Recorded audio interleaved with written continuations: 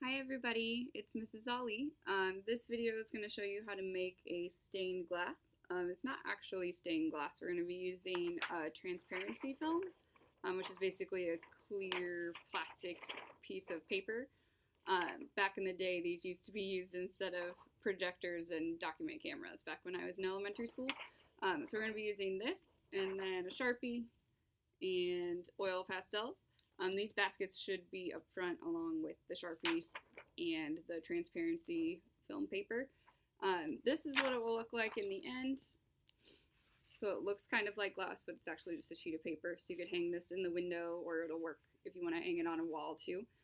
One side will have the oil pastels on it. The other side will have the Sharpie. So when you hang it, you're going to want the Sharpie on the front so that the oil pastel is on the back. So one's on one on the other side. So you're going to start out, if you would like to use a design that I've printed out for you, you can trace one of the designs I've printed. Or if you would rather draw your own, there's also that option. So there's the tree one I did. This is a rose, supposed to be kind of like the rose from Beauty and the Beast. There's the bird. This is just kind of a classic arched stained glass design.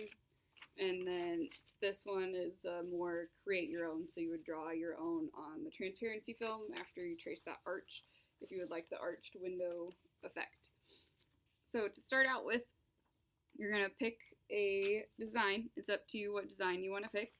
So for example, if I was picking this tree one, I'd grab one of those, take it to my spot, and then grab a clear transparency paper to lay over top. To help it stay, you can use a piece of tape. You just need one small piece to hold it down. You guys have masking tape up front if you want to borrow a small piece. So then you just tape it in place. My tape is pink. Yours would just be normal masking tape. After that, you're going to be using the Sharpie to trace. So this goes on top, you would be tracing there. I'm going to show you what one looks like in the end. Get this off.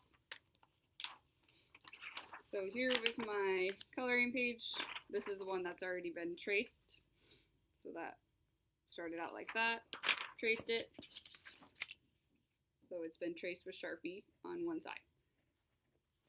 Okay. If you decide to do the create your own, so that's this design, you can start out just tracing the arch. Then after you've traced the arch, you can draw your own design. So this could be just random designs. I'm going to use my Sharpie first on one side. And then it's up to you if you want to do a drawing of some sort, or you can just do random shapes and divide it into sections, however you want to do it. I'm just going to do kind of random arches and lines.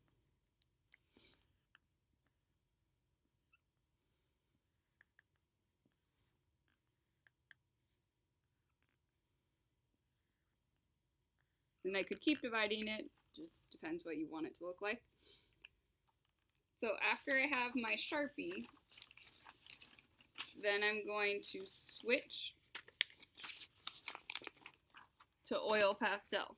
I'm going to set this back. When I'm switching to oil pastel, I want to flip the paper over so that I'm drawing on a new side. So my Sharpie was on this side. I'm going to turn my paper over before I start oil pastel. Oil pastel can kind of rub off the Sharpie, so you want to try and do it on different sides. This is another one I've done, so this is another arched one, and then again I'm flipping it over to the non-Sharpie side. It's kind of hard to tell, so if you can keep track before you start on which one was which. So I'll go back to the one I was doing. With the oil pastel, you can blend oil pastels. It's up to you what colors you want to use. So like to start out with, I might use like green and blue. Pick a section. And it's basically just like coloring with crayons, except because they're made with oil, you're going to want to really move them around a lot to try and rub the oil pastel into the transparency to get more of a solid color. Now if I want to do some blending, I would start out with my blue, and then I can layer some green so that they kind of mix together. This will kind of create the more stained glass effect, so it looks like it's more blown glass or blended color. And I could fade that into plain green like that.